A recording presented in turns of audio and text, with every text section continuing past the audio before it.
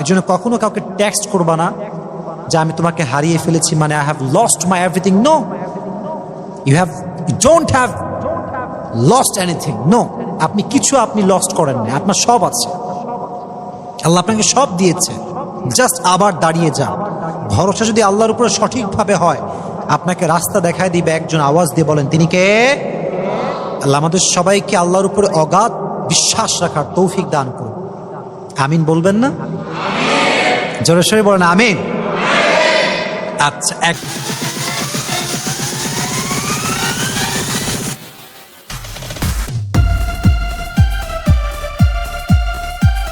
number lesson. Number 2 lesson. If you want to be a loved person to your Lord, then you don't need to be a rich man. Then you don't need to belong a good personality or good family. যদি আপনি আল্লাহর কাছে প্রিয় হতে চান, এটার মানে এটা নয় যে আপনি বিশাল বড় ফ্যামিলির মানুষ হবেন। No, the matter is not like that. কিভাবে আমরা জানলাম? রাবিয়া বসরির বাবা কি ধনী ছিলেন না গরিব ছিলেন? বুঝি নাই, ধনী না গরিব? গরিব ছিলেন। হি ওয়াজ নট রিচেস্ট ম্যান। গরিব ছিলেন তিনি, ধনী ছিলেন না। তো গরিব ছিলেন ঠিকই, কিন্তু আল্লাহর প্রিয় বান্দা ছিলেন। সুবহানাল্লাহ পড়েন। তো মাঝে মাঝে আমরা মনে করি আমরা তো গরিব, আল্লাহর কাছে মনে আমাদের কোনো দাম নাই, আমরা মনে হয় জান্নাতে যাব না। হাদিস শোনা, গরিব মানুষরা বড়লোকের চাইতে 500 বছর আগে জান্নাতে প্রবেশ করবে। কত বছর আগে? 500 বছর আগে। এবং জান্নাতে যাওয়ার সময় কাতারে সবার আগে যারা থাকবে তারা হচ্ছে মধ্যবিত্ত পরিবারের সন্তান, গরিব ফ্যামিলির সন্তান। সুবহানাল্লাহ। এজন্য আল্লাহর ওলি হওয়ার জন্য রিচেস্ট ফ্যামিলি বিলং করাটা it's not a big deal, it's not important.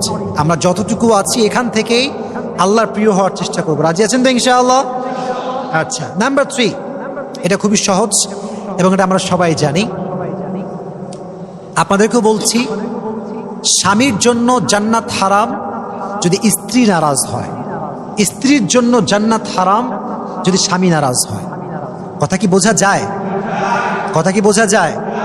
স্বামীর জান্নাত স্ত্রীর উপর ডিপেন্ড করে, স্ত্রীর জান্নাত স্বামীর উপর ডিপেন্ড করে। আল্লাহর হাবিব বলেছেন, যে নারী মারা যায় এমন অবস্থায় যে তার স্বামী তার উপরে সন্তুষ্ট ছিল, সে মৃত্যুবরণ করতে দেরি হবে, জান্নাতে প্রবেশ করতে দেরি হবে না। সুবহানাল্লাহ পড়া। এই জন্য মেয়েদেরকে বলবো, যত বড় আল্লাহ ওয়ালি হন, যতই বোরকাওয়ালি হন না কেন, স্বামী যদি বলে যে না, my wife is not a good person, না, আপনার জান্নাত হারাম।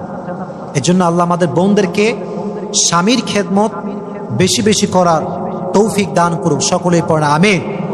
রাবিয়া বসরি যত বড় আল্লাহ ওয়ালি হোক না কেন, when she got married, বিয়ে করার পরে যখন তার অবস্থা এটা ছিল এমন, প্রত্যেকটা সময় তিনি তার স্বামীর কাছে পারমিশন চেয়ে কাজ করতেন, কখনো পারমিশন ছাড়া কাজ করতেন না।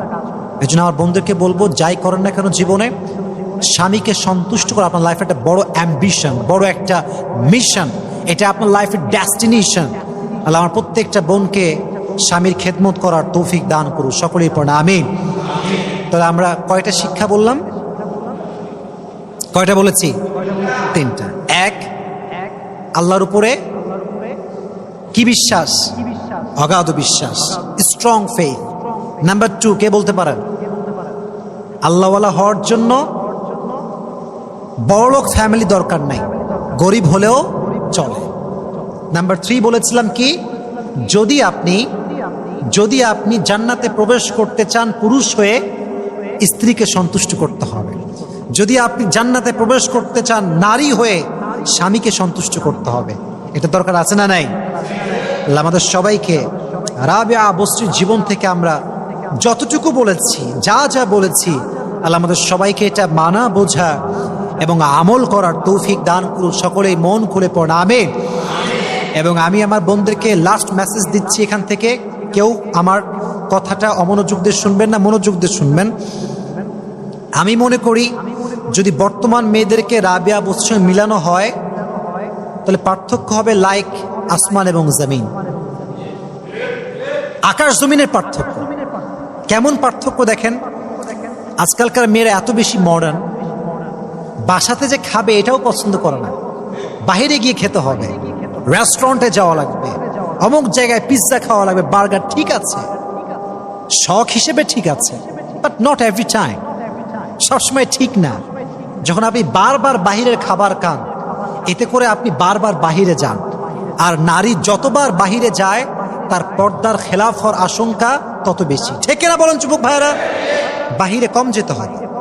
রাবিয়া বসি আজীবন বাসায় কাটিয়েছেন, আপনার এত বাইরে যাওয়ার কি দরকার? আচ্ছা, আবার অনেক মেয়ে দেখবেন কিছুটা আলগা মডার্ন টাইপের, এরকম মেয়ে তো ভাই নাই? আছে আলগা মডার্ন মেয়ে বাংলাদেশে আছে? আছে। জামা কাপড় পরে অনেক টাইট ফিটিং, আর মাশাআল্লাহ নিউজ তো আছেই। সময় টিভি বলেন, যমুনা টিভি বলেন, এটিএন বলেন, বাংলা ভিশন বলেন, নিউজ চ্যানেল বলেন, যা আছে সারাটা দিন নায়িকা কি করলো, কার কয়টা বাচ্চা হইল, কার সঙ্গে কার প্রেম ছিল, কে কোন বিদেশে গিয়ে ঘুরছে। What is this? What is this? জানতে চাইছি আমরা।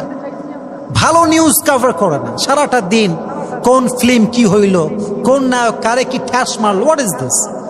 এটা কি এইসব? সারাটা দিন এগুলো তারা শো করে মিডিয়ারা। এই জন্য মেয়েদেরকে বলছি, বোনেরা আমার, উলঙ্গ জামা পরবেন না। রাবিয়া বসির মতো আল্লাহ ওলি হলে আপনার দুনিয়াকে সুখময় করে দিবে। একজন আওয়াজ দিয়ে বলে, তিনি কে? আল্লাহ প্রত্যেকটা মেয়েকে রাবিয়া বসরির চরিত্রে চরিত্রবান হওয়ার তৌফিক দান করুক। সকলে পড়া আমিন। আমরা বোনদেরকে রেসপেক্ট করি, সম্মান করি, প্রত্যেকটা মেয়ের প্রতি সম্মান রেখে আমরা কথা বলি। We talk about from the reality, we discuss from the reality, always we focus on the reality, what happens and what's going on, এটা নিয়ে আমরা কথা বলি। এজন্য আমি বন্ধুকে বলবো, রাগ করবেন না, যা যা বলেছি আপনারাও একটু শেয়ার করবেন বোনদের সঙ্গে, এবং প্রত্যেকটা বোনকে বলবো একটু ট্রাই করবেন আমল করার জন্য। আল্লাহ আমাদের সবাইকে তৌফিক দান করুন। সকলে পড়ুন আমিন। ওয়া আখির দাওয়ানা আলহামদুলিল্লাহি রাব্বিল আলামিন।